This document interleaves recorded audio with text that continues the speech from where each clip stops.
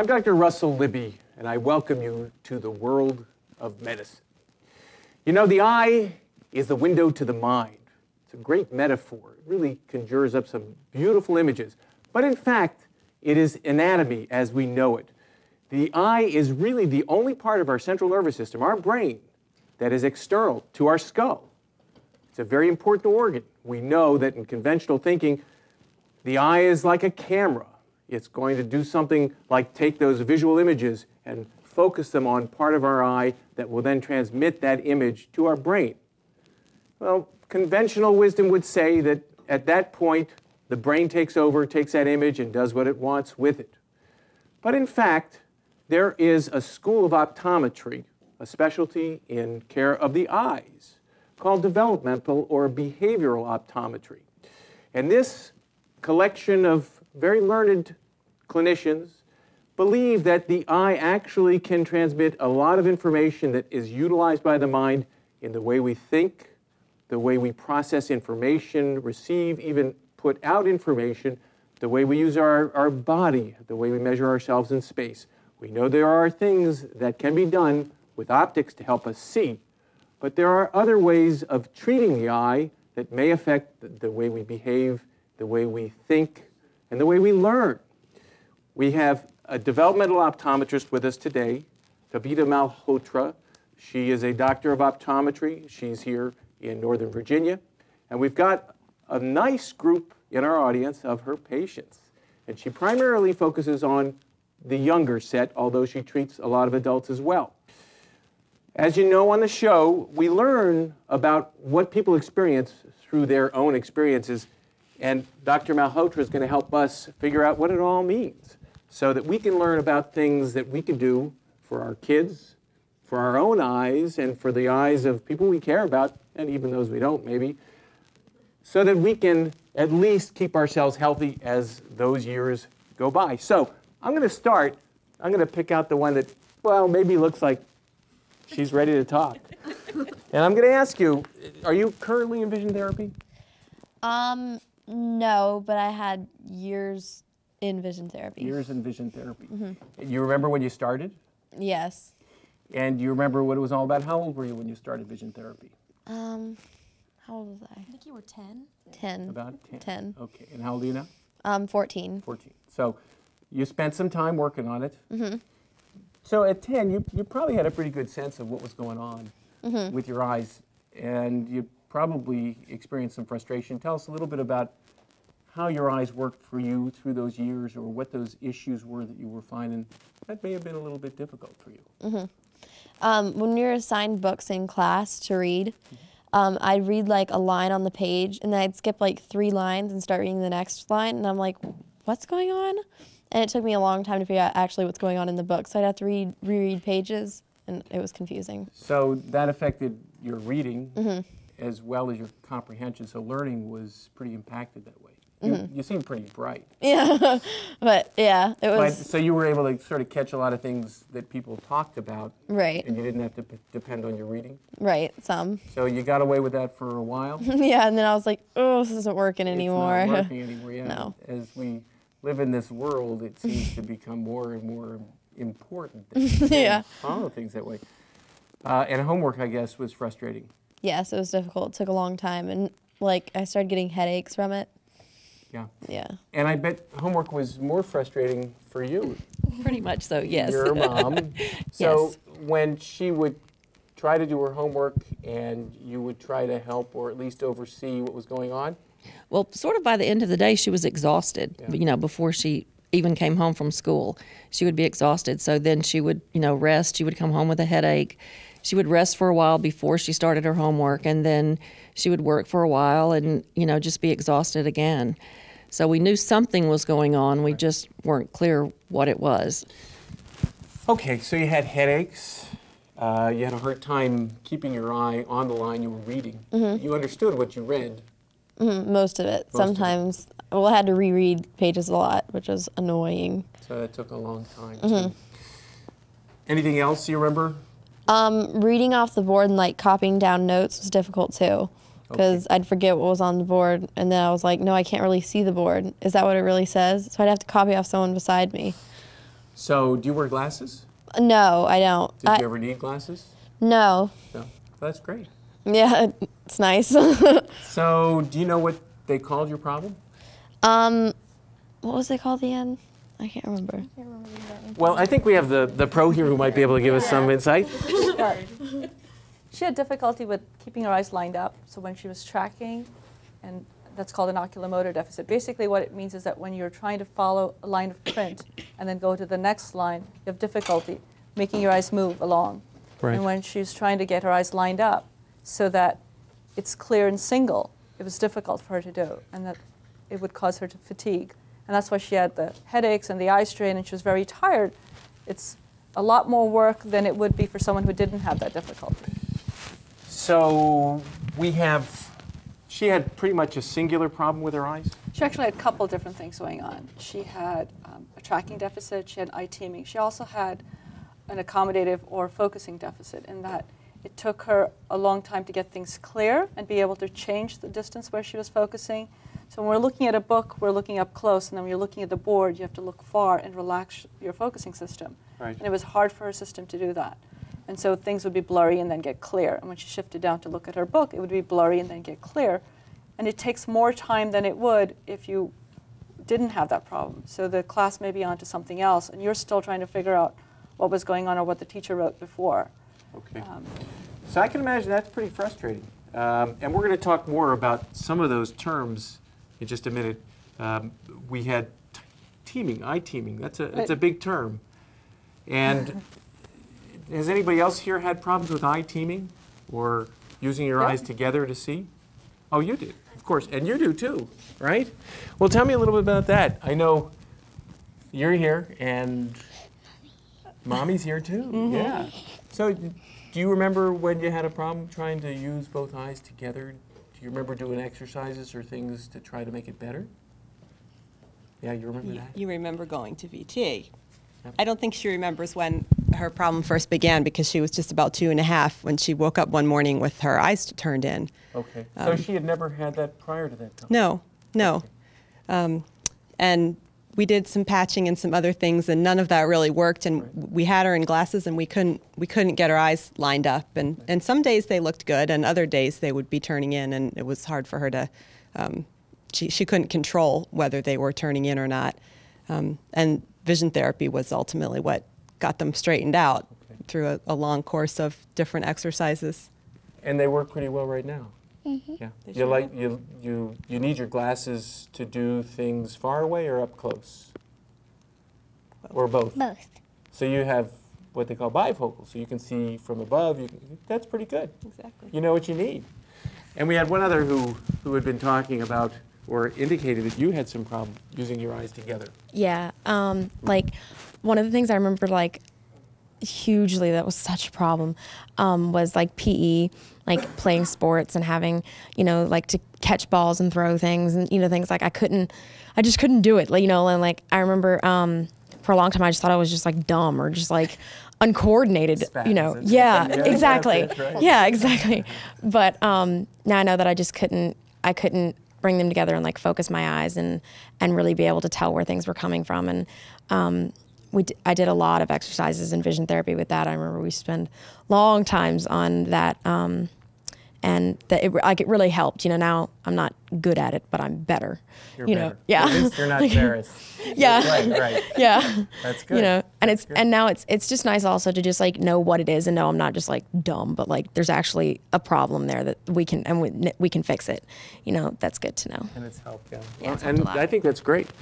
When we talk about eyes working together and them turning in, now it's pretty atypical that somebody at 2.5 would have that all of a sudden happen. When we talk about, people see babies and they have eyes that sort of wander, they don't seem to work in a consensual manner, like they're both focusing in the same place at the same time. Or, after they've been looking at something for a while, you notice one sort of drifting in or drifting out. Tell us a little bit about what that is and when it starts to be something we need to be worried about. There are a couple different forms that it shows up in. One is where it's congenital or you're born with it. So that's before 6 months. And if you see then, reasons for it could be different than if you see it later on. In Cece's case, since it came later on, it's more likely because of her focusing or our ability to get things clear. And as she was trying to get things clear, it caused her eye to drift in because she's farsighted. And that was part of it. But the other part of it was just control over her eyes. You typically see it a little bit sooner than that if it was purely just the focusing system. But it may have been there some of the time, and it just got more frequent, and that's when the parents noticed it. Oh, her eyes just got exhausted. Right. Couldn't keep it up anymore. It also depends on how much close work or near activity you're doing, and so, or if you were tired or had a fever the night before, and then you woke up, you have less control. Does anyone here have amblyopia, or that term ring a bell for anyone? I know that's the ultimate goal, is to avoid that with kids. Right. And as a pediatrician, of course, I'm always trying to make sure, because there is a sort of a golden age at which point you really have to be aware of so that you can intervene early enough to allow for normal visual development. It's true that you want normal vision development to happen early on, but some of the newer studies show, there's a group that's called Pediatric Eye Disease Group, and they just published something a couple of years ago, and they found improvement even in adults, right. 17-year-olds. And so what used to be thought that the critical window was that you had to treat before 13 is no longer the case. You can get improvement. It's much harder, and certainly you are risking getting full depth perception if you don't treat it early on, and we would like to catch it early on so that you don't get all the other associated conditions.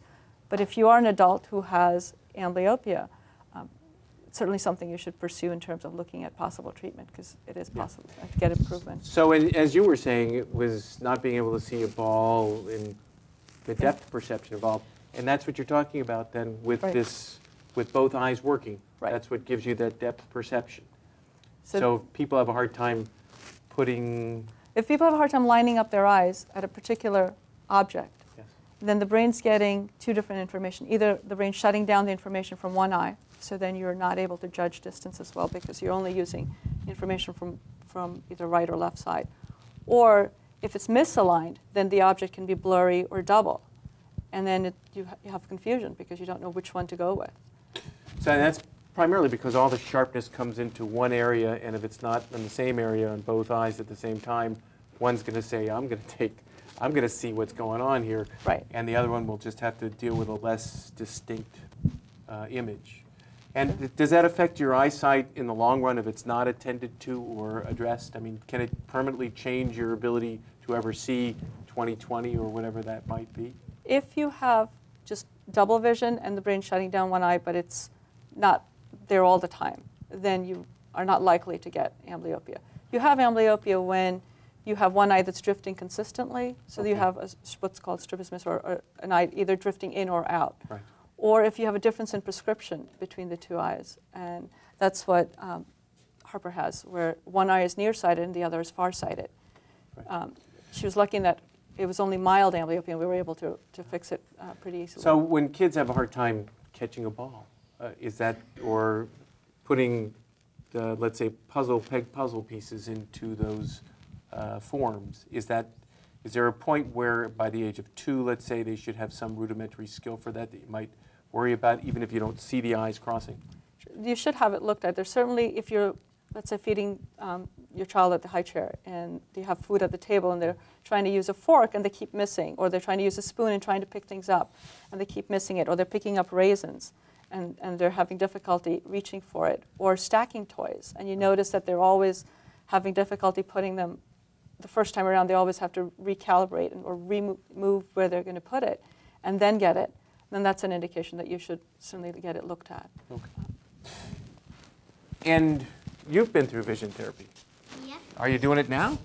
Yes. Yeah. And how long have you been doing it?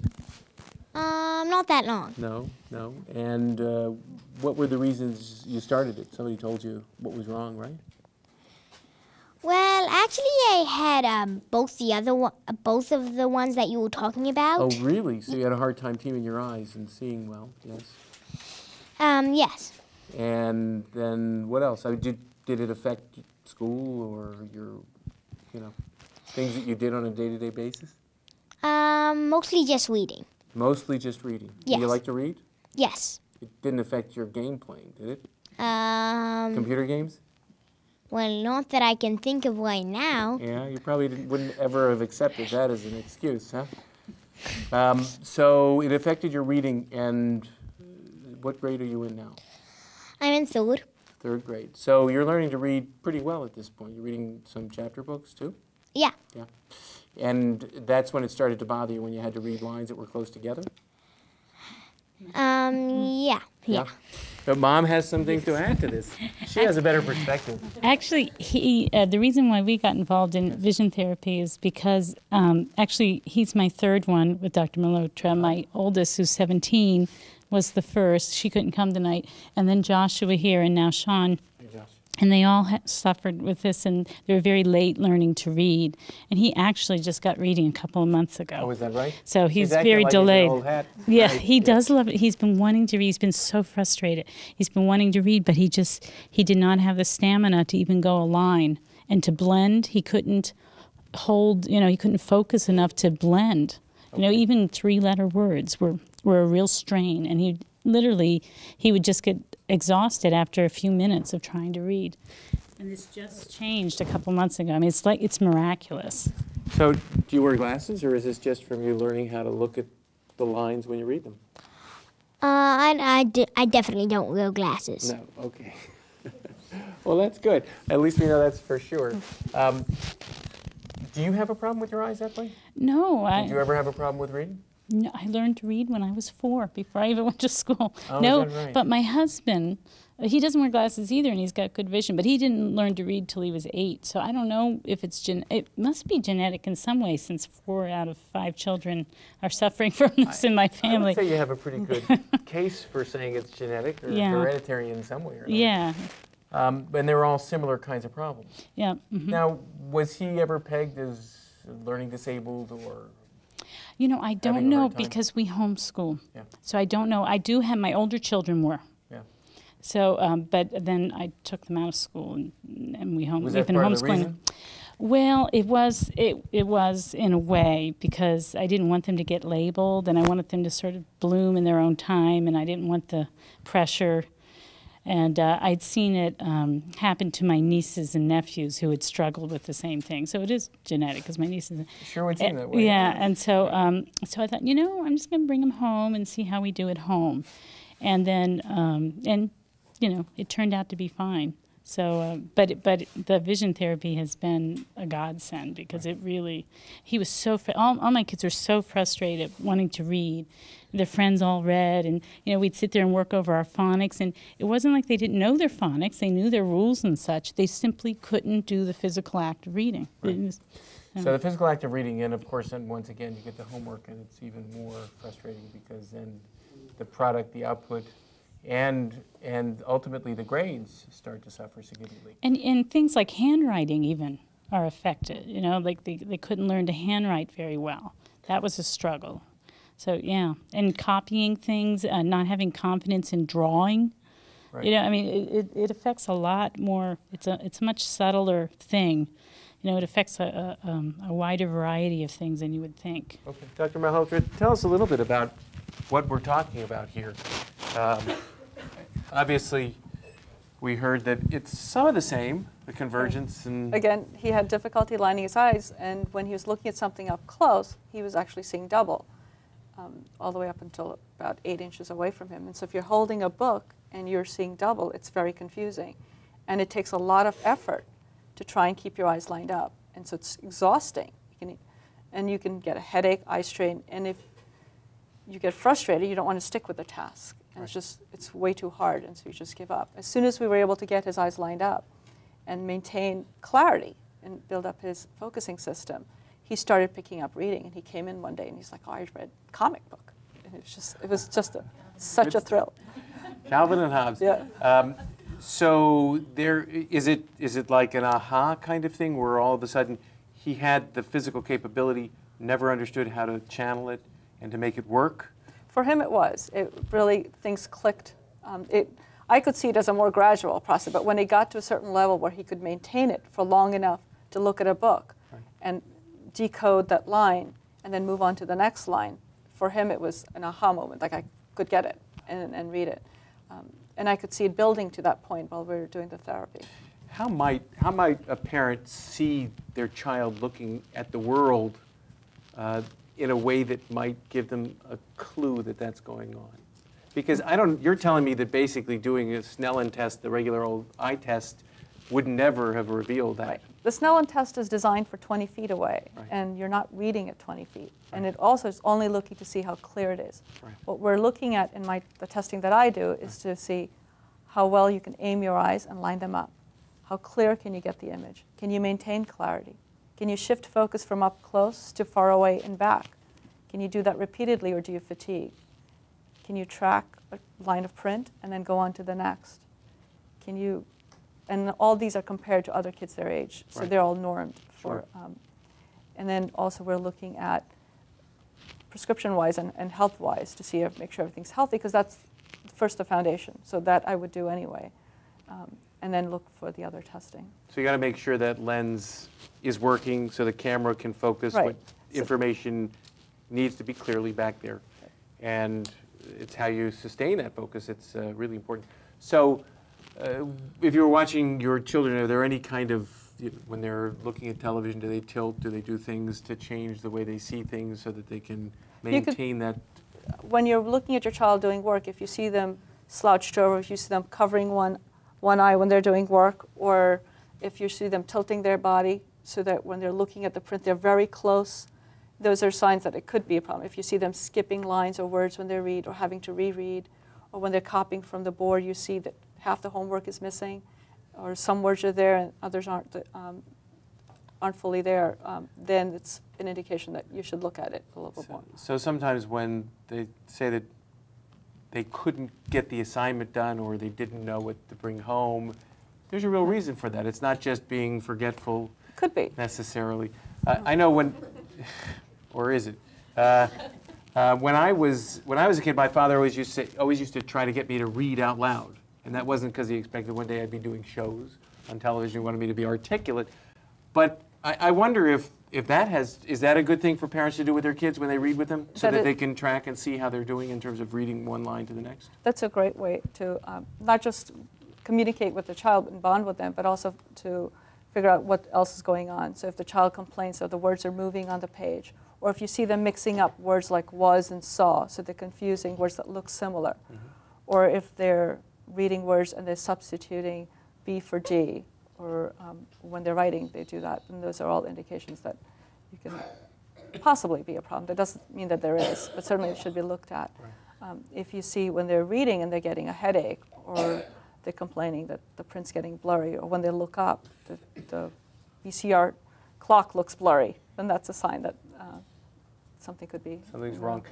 You know, it's one of those kinds of things when you're a kid, you sort of live with what you got. And it's amazing to see people with disabilities, the fact that they will just go on through life assuming that that's normal for them. But it's not necessarily as good as it could be. Now, you're a Redskin, and unfortunately your season's over, but tell me a little bit about your vision therapy. Did you do some vision therapy? Are you doing it now? Yeah, only my left eye is working Oh, your left eye works normally, yeah? And How about, do you have problems in school? Do you go to school, or you got a job now? at school. You're in school, that's good. Don't quit, keep it going. That's great. And what grade are you in? Fourth. Fourth grade. So you've got a lot of demands going on at school. A lot of math, a lot of reading. Yeah, are you doing okay? Yeah. Yeah? And what were the hard things that maybe you needed to work on to get your eyes working better? Were there things that happened in school that you thought were difficult for you? That the vision therapy is helping some? Yeah. Okay. What kinds of things were they? Do you remember? Or they're so better now you can't even remember what they were? Reading. Yeah.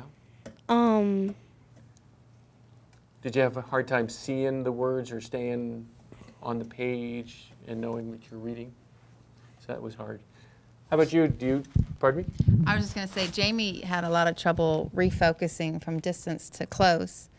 And when you have a kid that he also is diagnosed with ADHD, So when you have a attention problem and then it takes you longer to refocus at a, to look up down at a book, that he would get frustrated or just lose it, and he just wouldn't want to read on his own, and I would have to sit with him and keep him focused, or he would skip a line or something. But now he'll sit and read by himself, and he's doing much better in school, and even his memory has improved quite a bit. He was having a lot of trouble just remembering facts about science or social studies, or even what he read, comprehension, and that's one of the biggest things I've seen with him.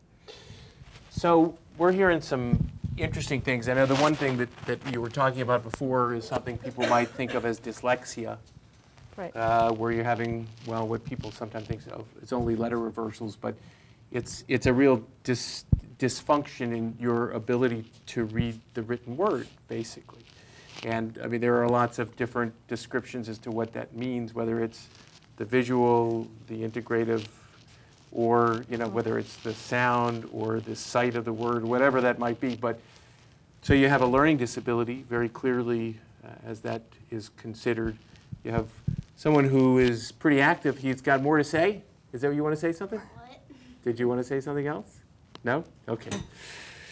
I thought you waved at me to do that. Anyway, so you have someone who's been identified as having a hard time sitting still. Right. Which you can observe. And someone who has also been inattentive for a reason that may be more than just that impossibility with sitting still. And then someone also who says one eye doesn't work. Is that true? When he does work up close, he tends to shut down one eye. So it's not that it's not open, or he's not seeing 20/20 with it. It's just when he's doing work, he tends to shut down one eye so that the information isn't going in. He also had a problem with lining his eyes up. And so when he was working, it was very hard to keep it lined up. And so it was frustrating and tiring. And so he would fidget or get distracted because there's something else that's much easier to do than sit there looking at a page, which is difficult to keep clear and single. And he also had memory, visual processing deficits, which I look at, which in his case was visual memory and eye-hand coordination and form perception, which is looking at something and being able to recognize it. So that's looking at a word, and next time you see it, knowing it's the same word. And if that's a problem, even if you've decoded one word, if you see it again on the same page, it's hard. So it's like it's a new word. Right. And that would be considered a dyslexia of sorts. Is dyslexia something that is in the family? Anybody else? Actually, yeah, both the grandfathers have told me now that we've discovered this, that they both had a lot of trouble reading. He actually seems to have some trouble with dyslexia. Jonathan just started vision therapy, and he gets letters backwards, and he'll read words backwards, or he'll skip a word, or so we've just started with him. But yeah, it seems to be running through the family. He looks like he sits still a little better than his brother. He does, Yes. yeah. But the teacher has complained that he's very fidgety at school at times, and I wonder if it's just that he's not able to see. He's not cluing in very as well as he could because it's hard to stay on. Right. There. It's just, yeah. Right. So there is that bridge there where you can have multiple disabilities that are more or less additive. I mean, one makes the other one worse than it was in the first place, and that's true. And just because you have one problem doesn't mean you can't have another. Right. But dyslexia is kind of like a catch-all phrase, and there is true dyslexia, where it is really neurologically based, but you can have other conditions that mask it. So if you have a problem with tracking, it can look like you're reversing letters. But really what it is when you're scanning, you're not scanning smoothly from left to right, and sometimes your eyes scan the other way, and so it looks like dyslexia. Or it could be difficulty with knowing your right and left concepts and then being able to project that onto space. Because if I look at a chair is a chair no matter if it's upside down or right side up. And then when the child gets to school, they're looking at a B and say, okay, that's a B, and if it's going the other way, it's a D. And for them, they don't make the transfer. And so conceptually, there's a gap. And that's something that can be fixed, which is different than if you really have dyslexia. Neurologically, right. there's a different basis for it. And so that would lend itself to a few modalities of assessment, so right. Some educational assessments along with the vision assessments. Right. And part of what I do is a visual processing assessment, which is similar to what a psychologist would do, but it has a more visual functional lean to it. Right. Okay, and I can't wait to hear what you have to say. I just wanted to say that one thing that I experienced a lot that was a little different from the reading, but it's kind of like the same thing, was like when I was reading, I would still skip lines and skip words and reverse things and stuff, but because it had like a context in a story or like history or something, I could compensate for that. But one thing that really, really affected me was when I was doing math, because math doesn't have like a context you can put something in, you know, it's kind of black and white. So like, you know, the greater than or less than signs or numbers, like everything, I would flip those. And so I would, you know, do the work right, you know, for what I saw, but that's not what it actually said because I was reversing everything. So my math grades, especially as I started to get into like algebra and geometry, were really starting to slip. But when I started to do vision therapy and it got better where I could actually keep those and see them and not like flip them over, it was like suddenly math was such a new thing. Like I suddenly understood it and my grades really went up, and it was neat to see that. And it was just interesting to know that, because it never made sense to me, because I would be like, you know, like, this is what I'm seeing. And she's like, that's not what it says. And it never made sense. Plus signs and multiplication signs got kind of crazy. Confused, yeah. Yeah. And Or even it's, the division sign. right.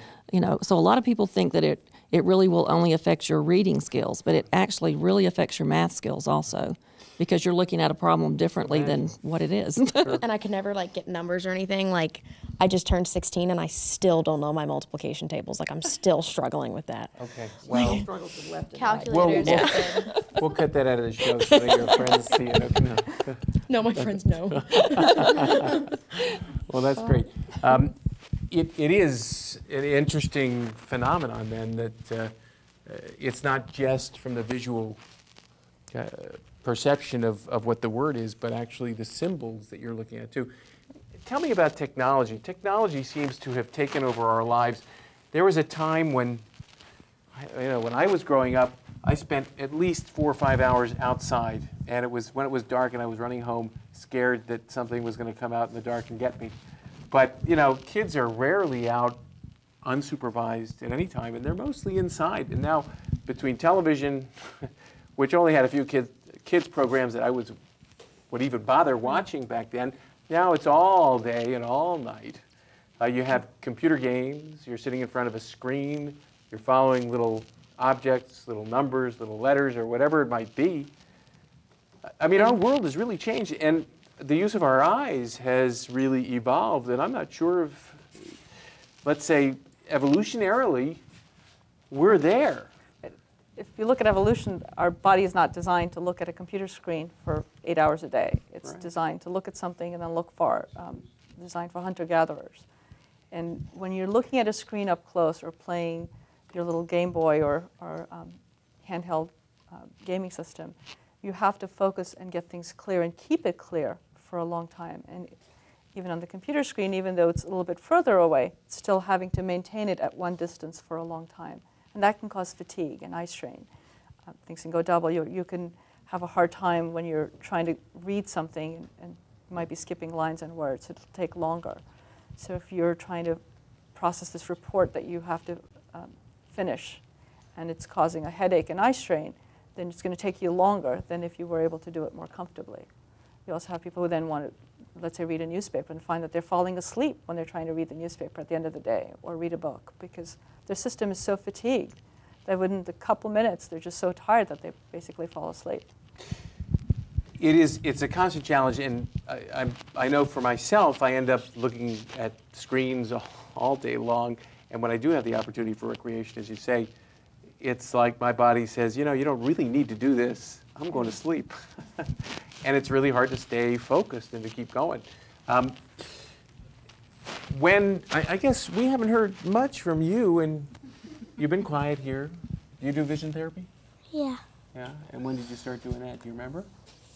No? Have you been doing it for long? Sort of. 7 months. 7 months. Okay. Yeah. And do you know what you're doing it for? Not that much. No? Do you think it's helping, whatever it is? Absolutely. I would hope so. Tell us a little bit about what has been going on. Well, Max has a couple of issues. He has a condition called hypotonia, which is decreased muscle tone. And we thought, that was the problem. And so he was getting physical therapy and occupational therapy. But when he started kindergarten, we started getting various issues, and comments. And there was just something that just didn't make sense. We couldn't really understand. He was a brilliant drawer, but he was very slow to read. And his handwriting, he was having just a few problems with his handwriting. Then one day I took him for a bike ride, and he really struggled to get through a path that had trees on both sides of it, and he had to get off his bike. And that's when I thought, it's his eyes. There's something wrong. And he'd always passed, the regular tests, vision test, and everyone said he's got great eyesight and all the rest of it. So his occupational therapist recommended Dr. Mahotra. And hello, that was just, when I saw her report, I just thought, this is it, this is the last sort of link in the puzzle. And that's when we started vision therapy. And it's really helped with his reading and just confidence on the bike. Good. We're working on... He looks like a guy who's ready to break out. Yeah. He's a good boy. He's been doing great, and he's been working really hard. That's one thing all these kids here have been doing with their therapy, is they've had to do it themselves, Right. Parents are there to help, but it's still, Yeah, the parent can't do the hard work. Can't do the therapy. We're going to talk a little bit about what them. therapy really is and what it entails. But really, if you have the eye problem, you're the one who has to do the therapy, right? Yeah. So I Max guess has we try to worked find really ways hard. to make it fun, but it's not an easy thing to do otherwise. So we hear another developmental issue here, hypotonia, and that's something that certainly some babies are born with, and it can affect a lot of their motor system. Obviously, if they're weak, they basically have low muscle tone. They're a little slower in their developmental trends for sitting up, for rolling over, for walking, things of that nature. And quite sensibly, there might be some overlap into their visual and those kinds of sensory systems that might integrate that information.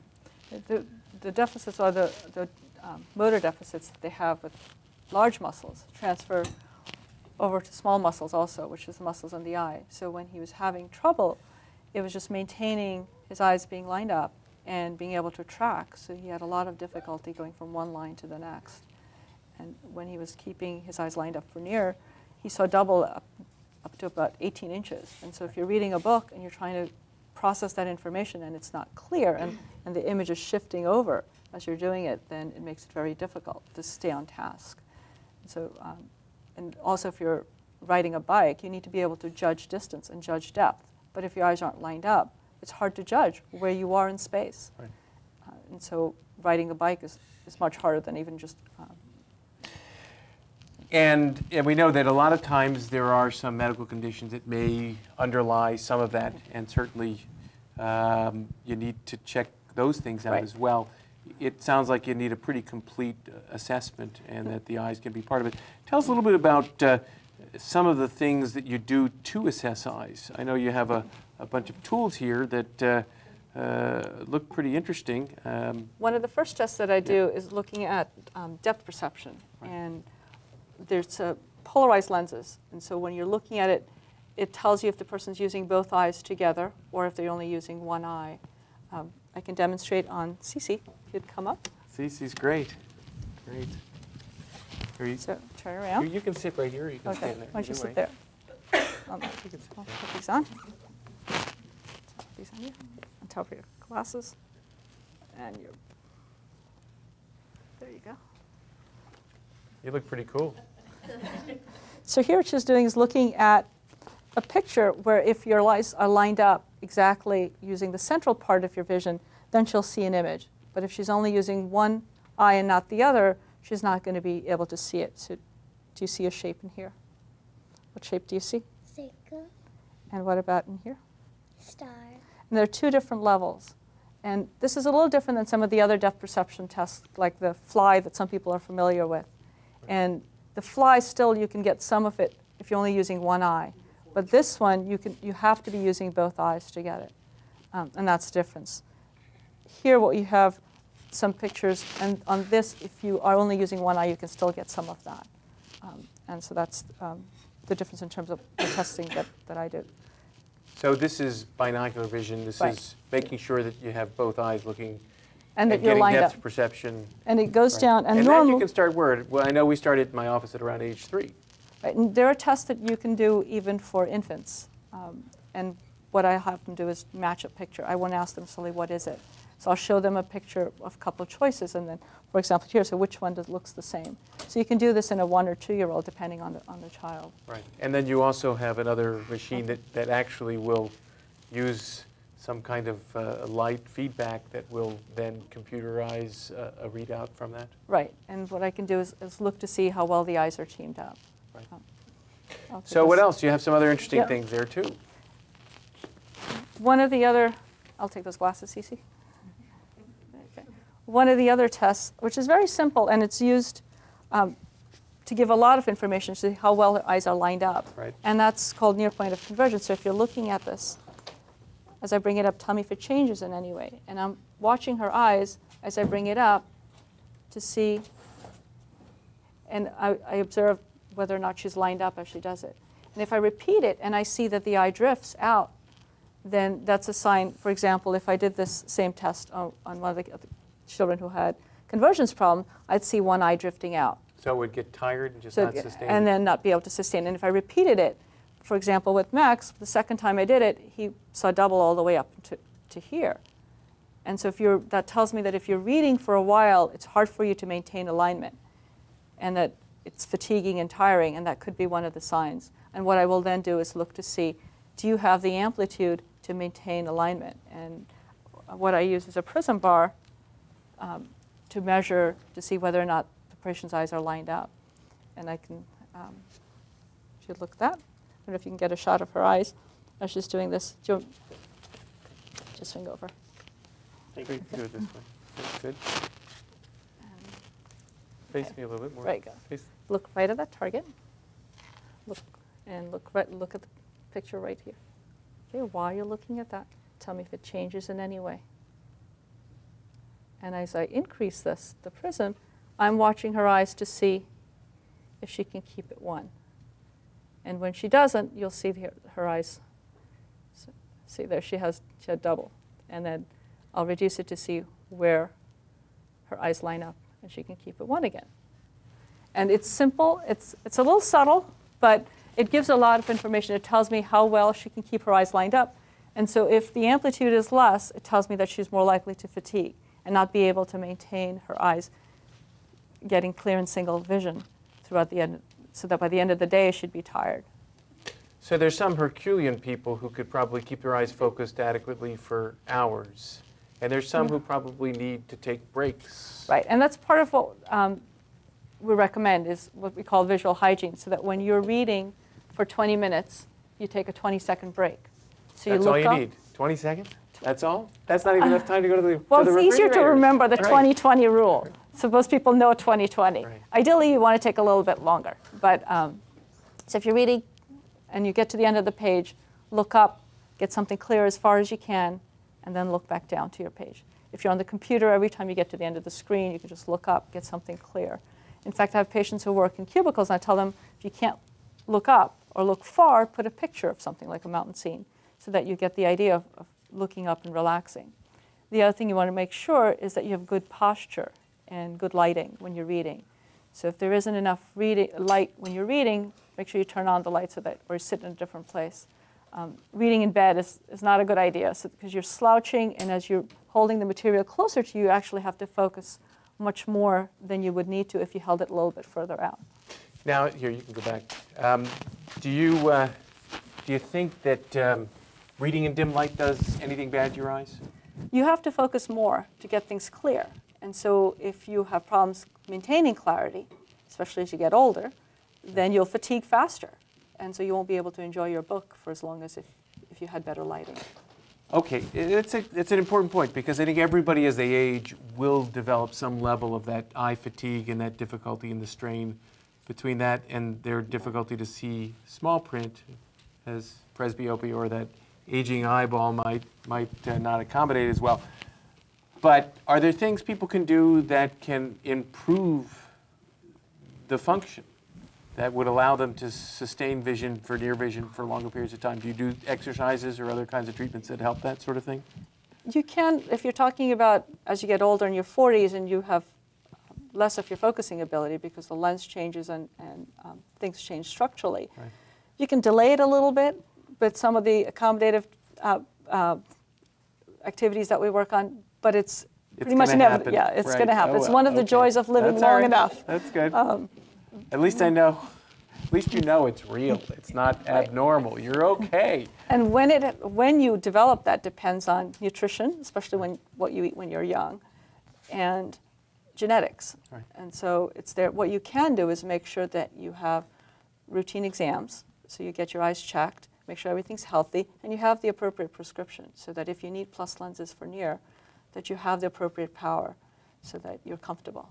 And you bring up a really important point, which in any show you need to talk about, and that is eye health, and nutrition being a very important part of it.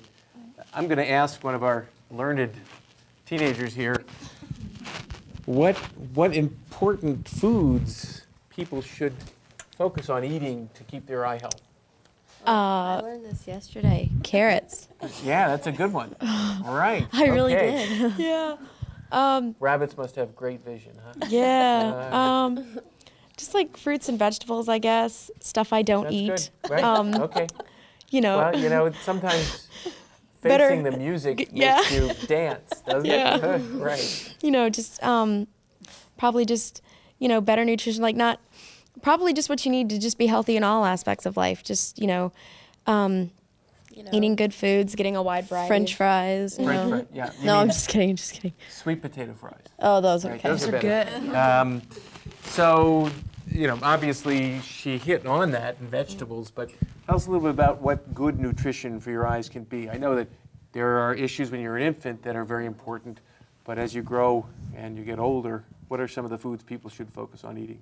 It's good to have a well-balanced diet because the body absorbs better from a food that you eat naturally versus a pill that you would take in. But certainly having omega-3 fatty acids and DHA and lutein is shown to be beneficial to the eyes, and as well as vitamin A. But again, if you're taking an omega-3 fatty acid supplement, you also want to make sure that it's mercury-free so that you're not ingesting other toxins. So what you're talking about, obviously, is fish oil. That's a big one. And we know that in the developing brain, those visual areas are very much rich in those omega-3s. You get them from your mom, you get them from breast milk to a great extent. But if you're formula fed, now they're starting to add them to formula. But as you get older and you end up really not necessarily having the healthy fish, and you got to be careful about eating too much fish because of those mercury contamination. So sometimes finding a way to get that omega-3 is important. So especially if you're having eye problems, it's certainly something that sounds reasonable. The other thing, of course, to protect your eyes as you grow, do you recommend people all use sunglasses for their babies and kids? I think sunglasses are a good idea. The sun has UV rays that the eyes absorb, and when you're young, your pupil's actually larger, so you're actually getting more of it than when you get older. As you get older, the pupil size does change, and so you want to be protected.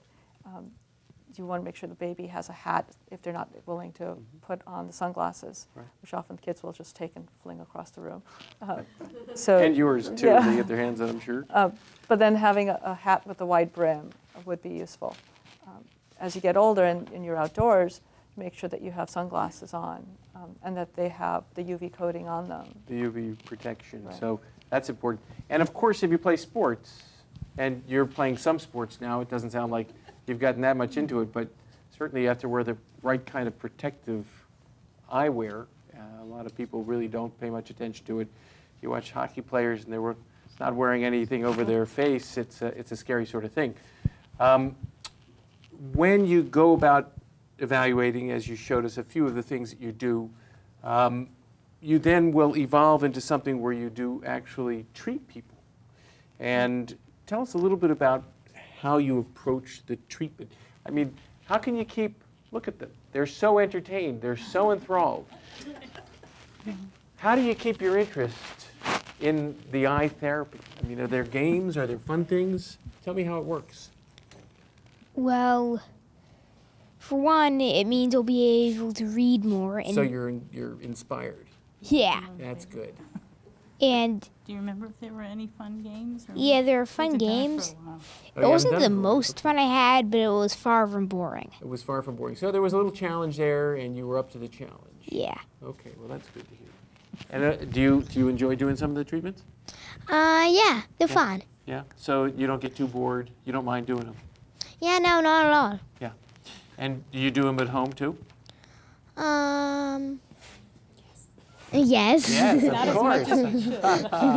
All right. Okay. Well, and you wanted to tell me about your treatments? Yeah. Yeah. Tell me about it. Because I do my homework at home because it's very helpful to help your eyes focus. Tell them your favorite one. Which one do you like to do?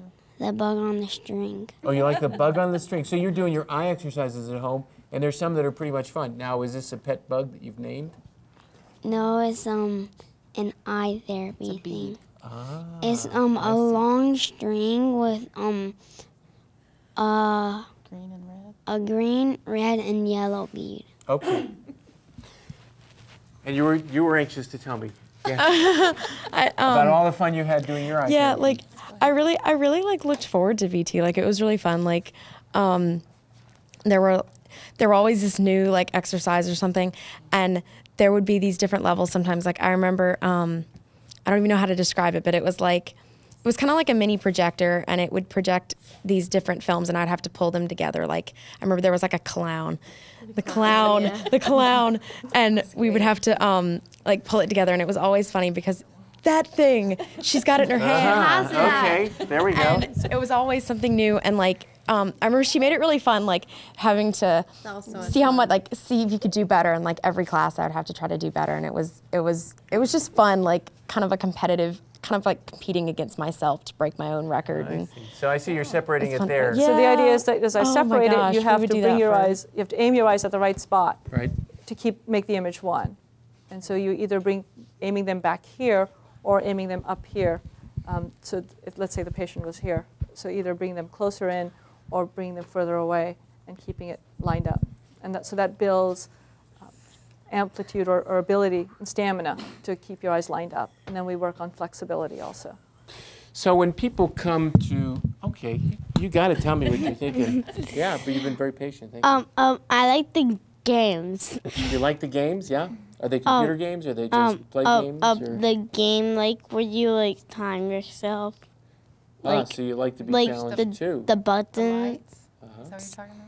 Yeah, in the ball game where she like says like middle, right, left, middle, right, left. That's the Okay. So it sounds like you like the challenge of following directions, which I'm not sure that you don't like to follow directions always? No, I like the games. Oh, you like the games, okay. It's all relative. What It's it all is. relative, yes. There's a big board, and that has little lights, and then he has to touch them. And the quicker he touches them, the higher the score. Okay. It's something that even athletes use to work on reaction time and work on eye movements with it. I also have a ball that's suspended from the ceiling, and there's a bar, and he has to be able to track the ball and hit it with the bar at different parts of the bar, and that's the left, right, middle. that he's So talking about. in a typical course, you will do an evaluation that will take how many visits, how much time does it, as a typical evaluation The take? initial evaluation, if I dilate the patient's eyes, takes about an hour and a half. The drops take about half hour to take effect. And so that half hour, and then about an hour's of testing. And then if warranted, I'll do a visual processing evaluation that looks at visual memory, right-left concepts, and that takes about an hour and a half. So that's more of the educational Right, and so it's two assessment. separate visits, so not everybody needs the second visit. Right. And let's say you come up with a course of therapy, how often and how does that follow through? It depends on the diagnosis. If it's purely just a tracking and focusing ability in terms of getting clear, it could be 6 months. If it's an eye turn where the eye drifts in or drifts out, then it would be longer. You're looking at possibly a year, year and a half, depending on the severity of the turn, how often it's present, and any other. For example, if you have amblyopia, then that increases the time. I usually do reevaluations after every about 8 to 12 sessions, so I know that progress is being made. And then I can give the family and the patient. How long are those sessions generally? The sessions are either a half hour or 45 minutes, the actual therapy. And then you give them homework. Yes. Not everybody who does vision therapy or not every developmental optometrist does, but I do. I find that if you reinforce it at home, you make much faster progress.